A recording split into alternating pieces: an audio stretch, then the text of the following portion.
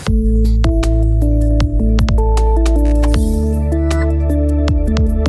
master trade. Assalomu alaykum, ismim Shohrux. Vmaster Trade kompaniyasida mijozlarni qo'llab-quvvatlash bo'limi rahbariman, ya'ni O'zbekistondagi.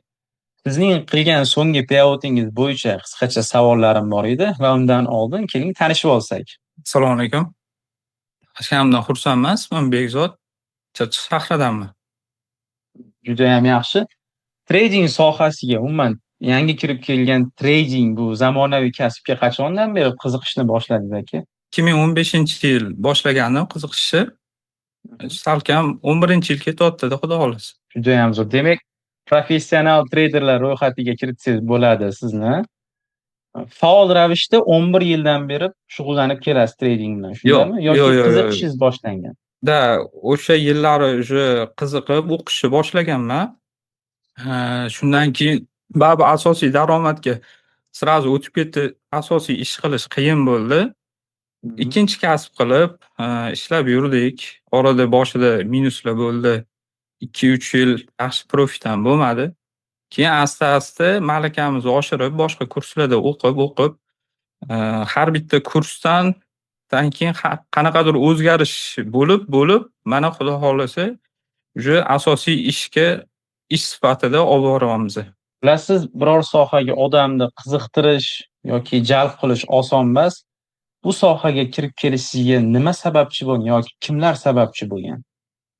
Alsalik sabab bo'lgan. O'sha yillari Traderlardan. juda bu sohani targ'ib qilardilar. Endi ularni yondashuvi qiziq bo'lgan menga.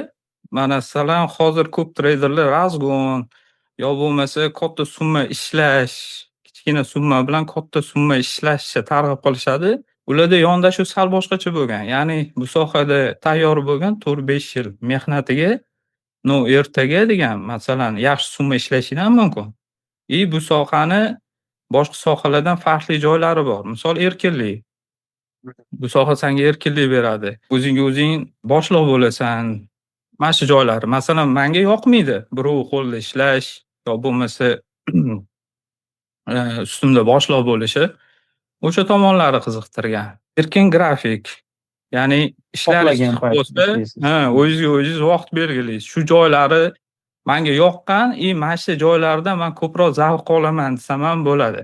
Ya'ni daromad ham o'z yo'liga, lekin ishdan qanaqadir o'zingiz zavq olsangiz, ish sizga yoqsa, charchamaysiz-da, ishlayverasiz. O'zingizga yoqish kerak. Keling endi bizning kompaniya haqida ham to'xtalib o'tsak. Bizning kompaniya, ya'ni Vmaster Trade haqida birinchi bo'lib kimdan eshitdingiz? Behruz degan tanishim bor. Shu Behruz degan bola qiziqtirib, yaxshi kompaniya ekan deb tavsiya beruvdi. Shular orqali qiziqdim.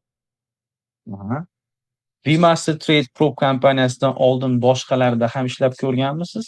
Juda ham ko'p pro kompaniyalar hozir yoyilib ketgan dunyo bo'ylab. Ishlab ko'rganmisiz? Birortasida tajribangiz bormi?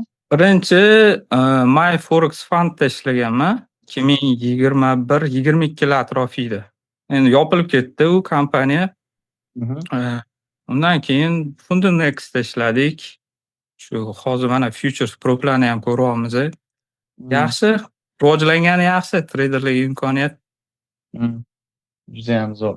Keling endi sizni payoutga olib kelgan savdolaringiz, savdo usullari, strategiyalar haqida gaplashib o'tsak, biz tanishib chiqishimiz uchun oson bo'lishi uchun TradingView yoki MetaTrader ilovani biz bilan bo'lishsangiz. Bo'ldi. Bekzod aka, asosan qaysi strategiyalardan foydalanasiz? Men bir nechta strategiyalardan foydalanaman. Asosiy strategiya multi time frame deb aytsam to'g'riroq bo'ladi deb o'ylayman. Ko'pchilik bitta time frame dan foydalanib qo'yadi. Menda sal boshqacha qarash bor. Men bozorni analiz qilganda katta time frame dan kichkina time frame ga tushaman. Bu SNR yo'nalishida Direction Confirmation Entry deyiladi. Agar ICT SMC yo'nalishini oladigan bo'lsak, ularda higher time frame, medium time frame va lower time frame ga bo'ladi. Ikkala yo'nalish turida ham 3 qismga bo'linadi. agar directionga yo'nalishga to'xtaladigan bo'lsak, menda asosan algoritm strategiyasi va SNR strategiyasi, ya'ni AV tochkalardan asosiy yo'nalish olishda foydalanaman. Va shu aynan shu strategiyani qilgan bozorlaringizda ko'rsatib bera olasizmi? Xo'p, misol uchun selga ushlagan joyim bor edi. Menga katta daromadlarimni olib kelganidan. Misol uchun, ana line chartda men bu tochkani olgandim. Ya'ni agar tillarga ko'pchilik qiziqadi, tilla instrumentida men ko'p guvohi bo'laman. D1 time frame'dagi va H4 time frame'dagi AV tochkalar yaxshi reaksiya beradi. Daily jonliroq. O'shandan yo'nalish olaman. Masalan, bu bizadagi tochkamizga kelganda mana shu joydan reaksiya olishini bilgandim. Buni zona ko'rinishiga keltirib, shu algoritm sistemasi bo'yicha zona ko'rinishiga olgandim. Demak, oldin birinchi kunlik time frame'da belgilab olasiz va soatlik time frame'ga o'tasiz. Ha, buni SNR o'sha AV tochkalarni zona ko'rinishiga keltirish uchun algoritm sistemadan foydalanaman. Keyin shu nuqtaga kelganda, bu nuqtaga kelishi bilan kirib olmayman. Ya'ni AB tochka yo'nalish aniqlanadi. Shu tochkadan qaysi tochkagacha narx borishi mumkin. Ya'ni katta reaksiya beradi-da deyli grafik. Uje men trendni aniqlab olganimdan keyin shu trendni sinishini va shu trendga qo'shilish uchun zona qidiraman. Ana o'sha tasdiq zonasi deyman. Ha, tasdiq zonasi. Shu confirmation zona deyiladi. O'sha zonalar 70-80% ehtimol bilan ishlaydi. Ya'ni yo'nalish bo'yicha kelganligi uchun, quruq zonani o'zi bo'lmaganligi uchun juda yaxshi ishlab beradi. Va shu tochkalarda, shu zonalarda, ya'ni shu zonani ichiga kirib turib, men o'sha entry qismini zelkaga kirish tochka vходni qidiraman. Xo'p, bu joyda masalan qattiq reaksiya berganini ko'rishimiz mumkin. Undan ham oldin mana bu joyda ham daily grafikdagidan reaksiya bergan. Bu joyda ham yaxshi ishlab olganmiz. Mana shu bizdagi SNR nuqtamiz. Ko'rishimiz mumkin, bu joydan narx 1, 2, 3, 4 kun ketma-ket o'sdi-da. Scalpingga qiziqadiganlar bu joyda ancha shoshib qolishdi. Va masalan mana shu zona qilib belgilamadim, o'zi urovingda to'g'ri turgan ekan. Xo'p, mana H1 time frame'ga oladigan bo'lsak, mana o'sha nuqta. Bozor ko'pchilik urovingga kelishi bilan kirishga harakat qiladi. Lekin shu joyda tasdiq bo'ldi, ya'ni yashil shammi, qora sham, ikkita sham bilan yutib yubordi. Bizda confirmation zonamiz hosil bo'ldi. Mana confirmation zonamiz o'zi selga yurishi aniq, trend aniqlab bo'lingan. Lekin bozor ko'rishimiz mumkin, stoplarni bitta yechib, likvid qilib, keyin yurib ketdi-da. Mana shu joyda men entry nimaga olaman? Zona ishlashini bilaman 70-80%. Lekin mana shu joyda ham adashmasam birinchi kirishimda o'xshamadi birinchi zelka. Lekin risk managementga amal qilganligim uchun, ikkinchi zelkada olib chiqib ketdim va satnashenani hisobiga baribir foydaga chiqib oldim. Foydada chiqsiz. Bu joyda masalan order blokimiz bor. Keyin Fibonacci oladigan bo'lsak ham, mana Fibonacci bo'yicha ham o'zi ana ko'pchilik biladi, narx razvorot olgandan keyin 1.618 ga urovnlariga boradi. Mana 2.618 gacha o'zi prognoz bo'lgan. Mana shu joyga borishi aniq edi, lekin buni tutib olishda ham gap bo'lib qoldi-da. Keyin mana shu joyda mana tasdig'ini olib, savdoga kirib, olib chiqib ketdik va kunlik planni qildik. Bizda shu 4 kishi ishlaymiz, trading desk qilganmiz. Kimdir yo'nalish topib turadi. Asosan men tasdiqlarini olib, entrylarini kutaman. Bizda ko'pincha birinchi zelkamiz o'xshamaydi. Chunki zonaga kelganda baribir shoshish bo'ladi. Birinchi stop bo'ladi, o'rtacha 0.5% risk olamiz. Bir marta stop yermiz, 2 marta stop yermiz bitta zonada. Uchinchisida olib chiqib ketib, ko'p holatda kunlik planni ham qilamiz. minuslarni ham qoplab olamiz. Hozirgi trendni analiz qilib bera olasizmi? Hozirgi bozorni xuddi mana shu strategiya bo'yicha Aha, bo'ldi. Xo'p, hozirgi holatda daily time frame'ga oladigan bo'lsak, mana dailyda bizada mana bu bitta уровенimiz bor. Line chartga oladigan bo'lsak, kichkina siniq chiziq ko'rinyapti, lekin bu joyda bayga harakat bo'lgan. Ya'ni mana bu qora shamni yashil sham sindirgan. Endi mana shuni zonasini oladigan bo'lsak, yashil shamga tashlab, algoritm sistema bo'yicha 1 soatlikdagi o'sha yashil shamni 1 soatligi olinadi. Bugun juma, algoritm sistema bo'yicha juma balans ham deyiladi. Ya'ni kun boshida ochilgan birinchi sham. Mana shu zona qilib olganmi, shu zonaga reaksiya beryapti. Mana shu zona katta ehtimol bilan bozor yurg'izishi kerak bayga. Endi qayergacha yurishi mumkin? Mana dailydan ayrimlarda shunaqa tushuncha bor. Dailydan dailyga degan, dailydan dailygacha yurib bermashi mumkin. Daily IVdan daily IVgacha. Lekin dailydan reaksiya olsa H4 gacha yurib beradi ko'pincha. Eng yaqin zona mana bu. H4. H4 tochkamiz. Buni ham periodini olib qo'yganman. Hozir mana men trendni aniqlab oldim. Daily va H4 AV yordamida bu bizada A tochka, bunimiz B tochka. Menda uje yo'nalish bor. Ya'ni shu joyga chiqib beradi deb o'ylayman, lekin menda 70-80% ehtimol bilan ishlaydigan kuchli zona hali shakllanmadi. Hozir H1 time frame'da ko'rishimiz mumkin mana strukturani, mana shu struktura mana bu joyda bayga o'zgargandek bo'lyapti line chartda, lekin hali to'liq o'zgarib olmagan bo'lishi mumkin. Mana shu joyda zona shakllansa, misol uchun breaker block shakllanishi mumkin yoki SNR sistema bo'yicha RBS zonalar shakllansa, men kuchliroq zona olib va u zonani ichida tasdiq qidiraman. Xo'p, hozir masalan AB tochkamiz bor, narx line chartda qanday chiqib ketadi? Bu birdaniga impuls bilan emas, zigzag harakati bilan bu B tochkaga harakatlanadi. Men shu zigzag harakati bilan, ya'ni impuls korreksiya klassika bo'yicha mana shu oraliqdagi zonalarni ushlashga, mana shu zonalardan foydalanib qolishga harakat qilaman. Bu bizada shu breaker block, RBS ko'rinishida kelishi mumkin. Yo bo'lmasa, algoritm sistema ham ilinishga yaxshi ishlaydi. H1, H4 AVlardan olingan period zonani yorilishi va shu zonani o'zida kirmasdan желательно entrylarini olishga harakat qilaman. Ko'pchilik buni tasdiqlaydi. Asosiy men tayanadigan zonalarim bu yo'nalish bo'yicha kelgan zonalar hisoblanadi.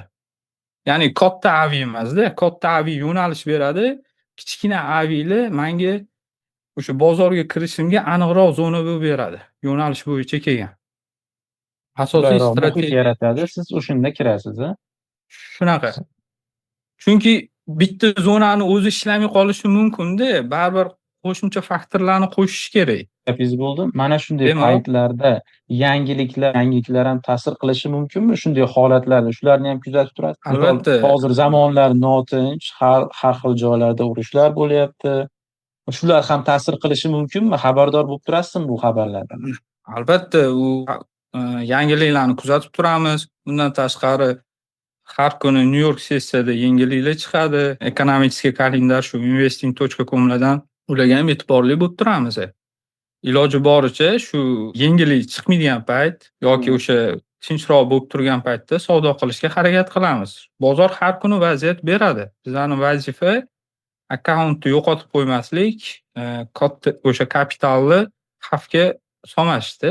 Chunki masalan pro kompaniyalar, masalan Vmaster $1 million gacha Skyhub hisobiga kapital beraman, ishlanglar deyapti. Asosiysi bu stabilni ishlashda. Stabilni ishlab borish. Juda ham yaxshi, juda ham manfaatli analiz bo'ldi. Trading view ilovasini yopishingiz mumkin. Dastlabki savollar risk management, psixologiya haqida bo'ladi. Professional trader sifatida riskni boshqarishni yangi kirib kelayotgan treyderlarga qanday maslahatlar berasiz? Siz strategiya bo'yicha ko'pchilik aytib o'tdingiz, skalperlar ko'payib ketdi, razgonchilar ko'payib ketdi. Ya'ni arzimagan, misol $50, $60 pul bilan millionlab dollar olib ketishmoqchi yangi treyderlar bozordan. Menimcha bu usul qanchalik to'g'ri bilmayman, lekin sizni fikringizni eshitmoqchimiz bu borada. Shularga qanday Bozor fikr bildirasiz? bozor kutishdan iborat, sabrdan iborat. Endi ularda ham qisman mantiq bor. Ya'ni bir kunda 100 ta pozitsiya qilish kerak emas. Bitta kutish kerak, bitta momentda o'sha сделкаga kirib olib chiqib ketish kerak degan bir xillada qarash bor. Endi bu qisman to'g'ri, lekin buni ommaga olib chiqib, endi auditoriyaga ishlaydiganlar bor, o'sha kursga yo'naltiradiganlar bor. Bular odamlarga boshqacha ta'sir qilib qo'yyapti-da. Ya'ni soha oson, yengil daromad qilish mumkin degan fikrlarni olib kelib qo'yyapti. To'g'ri, razgonchilar ham ularda ham qisman haqiqat bor, yomon emas. Ular ham masalan akkauntni 10 ga bo'lib olishadi. Keyin ya'ni qisman risk management bor. 10 ga bo'lib razgon qilishadi-da. Lekin buni ommaga ko'rsatishda ommaga noto'g'ri tushuncha berib qo'yishyapti. Buni hamma joyini to'g'ri etiladigan bo'lsa, balkim qisman to'g'ri bo'ladi. Lekin baribir men razgon tarafdori emasman. Agar treyderda o'sha skill bo'ladigan bo'lsa, bilimi bo'ladigan bo'lsa, sabri, intizomi bo'ladigan bo'lsa, lutchi prop kompaniyalar bilan ishlagan yaxshi. O'zini kapitalini xavfga solmasdan, chunki shunaqa yo'nalishlar bor, investitsiya yo'nalishi, prop kompaniya yo'nalishi, tayyor kompaniyalar o'sha foydani bo'lishib ishlaymiz deganda, odam o'zini pulini xatarga solishi sal noto'g'ri deb o'ylayman. Judayam zo'r fikrlar bo'ldi. Tushunishim bo'yicha expert advisor, ya'ni robotlardan foydalanmaysiz yoki ishlatib turasizmi? Bu narsada qiziqqanman. Ya'ni pul avtomat qilib, masalan, menga AVI tochkalar, SNRlarni masalan yordam berib tursa-da, lekin hali mukammal advisor ko'rmadim. Shundan hozircha ruchnoy biza trading desk qilganmiz. Ya'ni yordamchilarim bor. Ular masalan o'sha advisor o'rniga menga kuchli AVI tochkalarni, SNR tochkalarni topib berib turishadi. Keyin birga filtrlab, tasdiqlarini olib bozorga kiramiz. Demak, komanda bo'lib g'oyalarni bir-birlaring bilan bo'lishasizlar va muqobil Shunaqa. variantni tanlab savdoga kirasizlar. Juda ham zo'r. Yo'qotilgan savdo bo'ladi. Aytib o'tishingiz bo'yicha sizda ham bo'lgan, ya'ni stoplaringiz uriladi va shu holatda salbiy his-tuyg'ularni qanday nazorat qilasiz? O'zingizda kuch topib qanday yana bozorga kirasiz stoplaringiz urilsa? Bu narsaga jamoa ham yordam beradi. Chunki bir kunda biz valyutalarni ham analiz qilamiz. Tillarni o'zi har kuni bitta-ikkita yaxshi vaziyat beradi. Undan tashqari valyutalarda ham har kuni bitta-ikkita yaxshi vaziyat chiqadi. Endi bugun bizani kunimiz ekan deb o'sha stop losslarni qabul qilishga o'zimizda kuch topamiz. Chunki har kuni vaziyat bor bozorda. Asosiysi shu akkauntni yo'qotmash, желать harakat qilamiz kattaroq kapital bilan ishlashga. U ham bizga yordam beradi, kattaroq kapital. Kattaroq kapitalda foydasi ham kattaroq bo'ladi-da. Shunaqa. Va trading psixologiyasiga ozgincha to'xtalib o'tsak, psixologik bosimlarni qanday yengasiz va to'g'ri joylarni analizga kirish keraklik paytida psixologik bosim bo'ladi, откат berib yuborsa-chi yoki impuls berib yuborsa-chi. Mana shunday holatlarda qanday o'zingizga dalda berasiz? O'zi savdoga kirgani. Menda faqat prop hisob emas, undan tashqari o'zim ham real akkauntlarim bor, privat akkaunt. Unda masalan men maydalab kirishim mumkin. Ya'ni zona bor, confirmation zona hosil bo'ldi, lekin hali entry bermadi. Men kichkina o'zimning akkauntimda riskka tayyor holatda kirishim mumkin. Lekin prop hisoblarni, investor hisoblarini risk qilmayman-da. Bu narsa ham dalda beradi. Ya'ni baribir qochib ketgan taqdirda ham zonadan qanaqadir summa bor, rasxodlarga, oylik xarajatlarga chiqib turadi. To'g'ri. Shunaqasiga yechim topganmiz. Juda ham zo'r suhbat bo'ldi. Keling endi bizning platforma bo'yicha umumiy tajribangiz va fikringizni eshitsak, bizda bilasiz qoidalarimiz bor. 5% kunlik yo'qotish, 10% umumiy yo'qotish va 2% risk. Mana shu qoidalar sizga stabillikni ushlash uchun qanchalik foyda berdi? Bu judayam yaxshi. Men o'zim katta risk qilmayman. Shu 0,5% bitta сделкаga risk olaman. U ham oddiy zonada emas. Win rate yuqori bo'lgan zonada olaman. Menga judayam ma'qul bo'ldi. Keyin ko'p treyderlar mana challengedan bittada o'taman deb katta risk qilishadi. Yaxshi, masalan, consistent qoidasi ham jam pop ekan. Ayrimlar cho'chiydi consistentdan. Naborot o'sha consistentga harakat qilish kerakda. Bittada katta emas, mayda-mayda o'sha har o'sha stabilniy har kuni ishlashga harakat qilish kerak. Keyin zero tarifi ham juda qulay tarif ekan. 5-10-0. Ya'ni kunlik masalan planni 1,2% da yopamiz. Kuniga 1,2%. Ayrimlar uchun kichkina foiz ko'rinishi mumkin, lekin katta kapitalda bu yaxshi daromad bo'laveradi. Katta riskka ham borish kerak emas. 0,5% bilan o'sha 1ga 3 ishlanadigan bo'lsa, 1ga 2,5 ga dash to'g'ri keladi. Har kuni 1,2% dan yopib yursa bo'ladi. Demak, 5 kunda bemalol maqsadni, ya'ni profit hisob maqsadini yopsa bo'ladi. Juda ham yaxshi.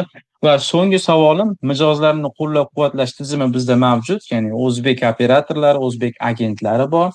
Va mana shu tizim sizga qanchalik yordam berdi? Agar kamchiliklari yoki shikoyatlaringiz bo'lsa, bemalol aytishingiz mumkin. Bu bizni yuksalishimizga yordam beradi. Bu juda ham yaxshi bo'lgan, chunki odamlar cho'chiydi. Baribir o'zbek zabon vakillari bo'lgani bu ishonchni yana ham orttiradi. Shu kompaniya bilan ishlashga ancha qulayliklar tug'diradi. O'sha Discord, Telegram kuzatib turaman. Odamlarning savollari, javoblari yaxshi, zo'r. Demak, mijozlarni qo'llab-quvvatlash tizimidan mamnunsiz. Albatta. Suhbat uchun rahmat. Keyingi savdolaringizda omad. Ishlaringizga rivoj. Sizlarga ham omad. Rahmat.